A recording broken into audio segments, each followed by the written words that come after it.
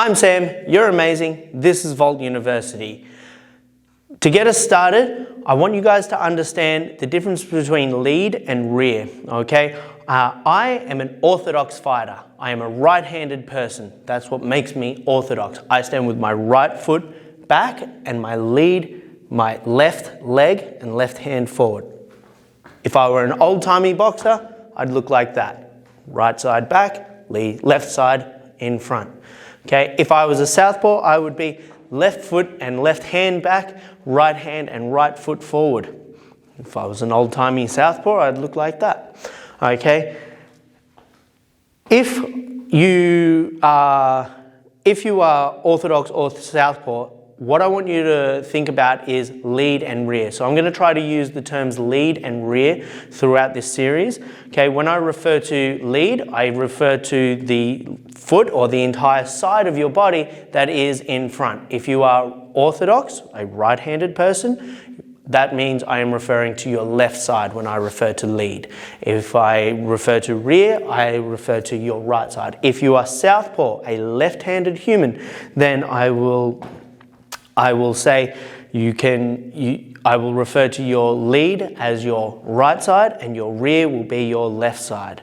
Okay, if you are ambidextrous, great news for you. You can do whatever you feel most comfortable with. And some people like to move in this orthodox stance, but they prefer to punch or sometimes kick in the southpaw stance.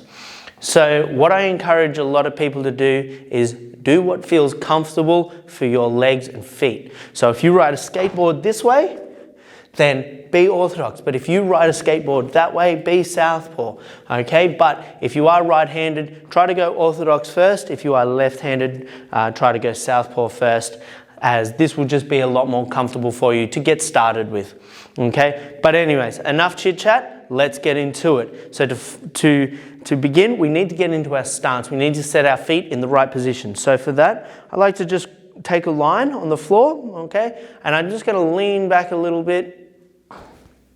There, that's all I really need. So I can now, I've just dropped my foot back into a very comfortable position. I'm gonna lift my back heel up, my rear heel. I'm gonna soften my knees, and there I am. There's my stance. Okay, once again, I just lean back, drop that foot back, better shape myself up there. Okay, lift the back heel, the rear heel, soften the knees.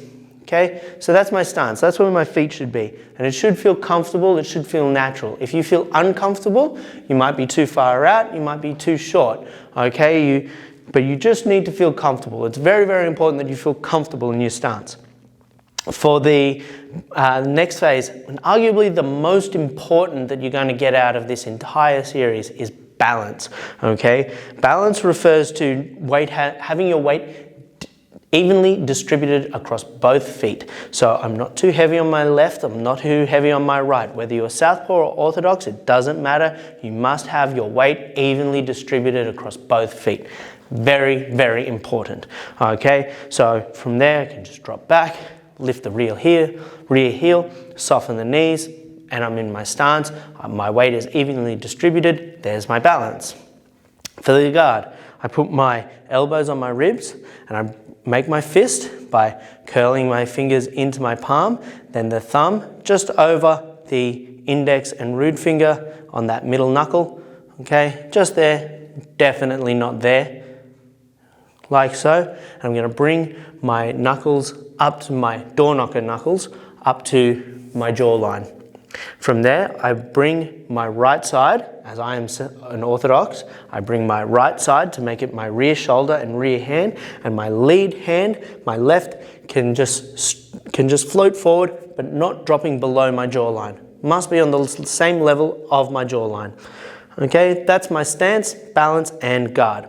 From here, I can now bring my pinkies together and look through that gap with my left eye. In my case, this is my lead eye.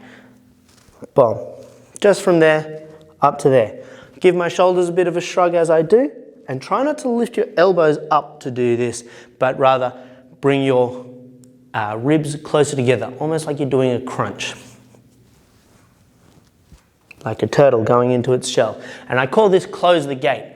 Okay, I call it that because the kids remember it easily, okay, and what I found is adults tend to remember it just as easily, so it's a pretty easy term to get through here. So we can drop your legs back, drop one leg back into your stance, find your balance, get your guard. To close the gate, your first defensive move, bring the pinkies together and look through that gap with your lead eye. This is a very structurally good position, okay? You can take punches on your guard. It's not the most sound defensive position and it's not the most advisable for every situation, but it is a hell of a lot better than taking punches to the face. Trust me on that, okay? So just into there, all right, and then back here. And that is stance, balance, guard, and closing the gate. Okay, so now you've got your stance, balance, and guard. We can start movements, okay? Very important when you make your movements is that you move the foot that is closest to the direction in which you want to move first. That's a long way of saying if you step forward, your lead leg moves first. If you step left, your left leg moves first. You move back, your back leg, you move right, your right leg, so on and so forth.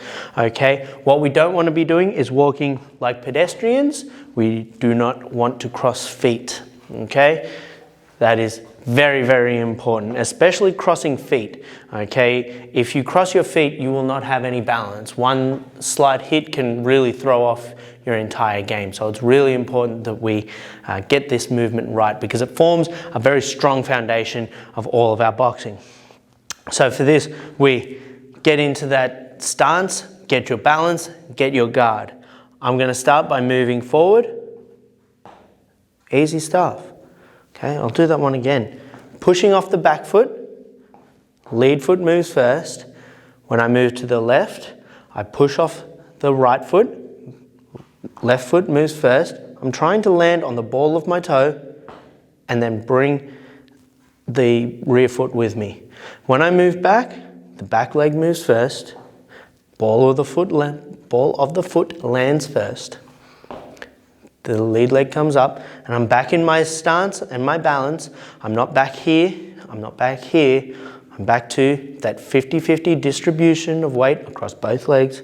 When I move right, I move my right foot first, my left follows up.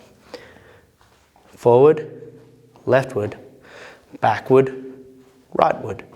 Okay, really, really simple stuff. If I'm getting it just right, you should see that I am able to get my steps to measure exactly right so that as I move, I am able, without trying, to land back in the same spot or very, very close to it, okay? I was a few millimeters off there. I'm disappointed with myself. But we really want to have good measurement in our steps because this is, again, it's going to form a strong foundation. Now, putting punches on it, okay? As I move forward, I'm going to throw first the jab. The jab is not so much a punch, but more of a concept. But for our purposes, we're going to, anytime we refer to a jab, we're going to say it's a lead hand straight punch. Okay, so when I throw this jab, I'm going to take that step, same time, like so. I want to keep those door knockers of my right, or my rear, I'm sorry, on my jaw, okay, just straddling that line, straight down the pipe, okay?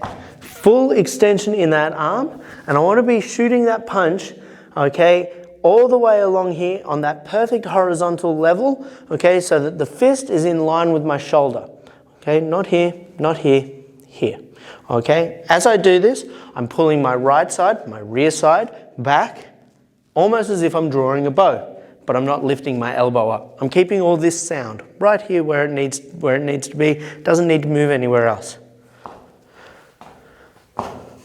As we get to hitting things later, you'll want to note that you want the full extension of that punch to coincide with the landing of the lead foot. Okay? When I do that movement square with the jab, it looks like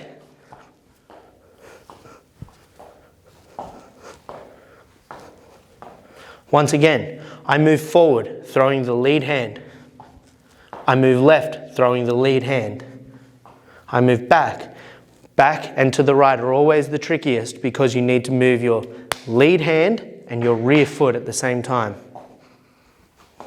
And when I move to my right side, okay, which is my rear side, I'm throwing that rear, I'm moving the rear leg at the same time as my lead hand. Okay, again, it's tricky, but we want those to both be landing at the same time. Okay, so now I can add the right cross. Okay, the right cross is again a bit of an ambiguous term. Okay, but for our purposes, it means a rear hand straight punch. Okay, the rear straight, that's going to be our cross here. Okay, so what I'm doing here is I'm twisting at the ball of the foot here as if I'm snuffing out a cigarette with my rear foot. So the ball of my foot is turning through the floor there, okay? And I'm driving my right shoulder, right hip, right knee, everything with each other. I don't want to leave one link of this chain out of the complex here. I want to move it all as one unit. This allows me to get maximum body weight into that punch. Again, throwing that arm as straight as possible, okay, from my shoulder, a horizontal line to my fist, okay, not down here, not up here, straight here, okay. As I do this, I'm also bringing my shoulder up to my chin, so I am shrugging my shoulders, but when I bring it back, I relax that shoulder, okay. I don't want to be walking around with tense traps, okay. So when I put the two together, 1, 2, okay, now when I do the movement square, okay, I'm going to use everything at once. 1, 2, 1, 2, 1, 2. Remember, moving back, you're moving your rear foot and your lead hand at the same time, same as when you're moving to your right if you're an orthodox or your left if you're a southpaw, okay. 1, 2. Again, 1, 2, reset every time. Check in with yourself. Stance, balance, guard. Is it all in the right place? To the left. Back. Right. Okay. Forward. Left. Back. Right.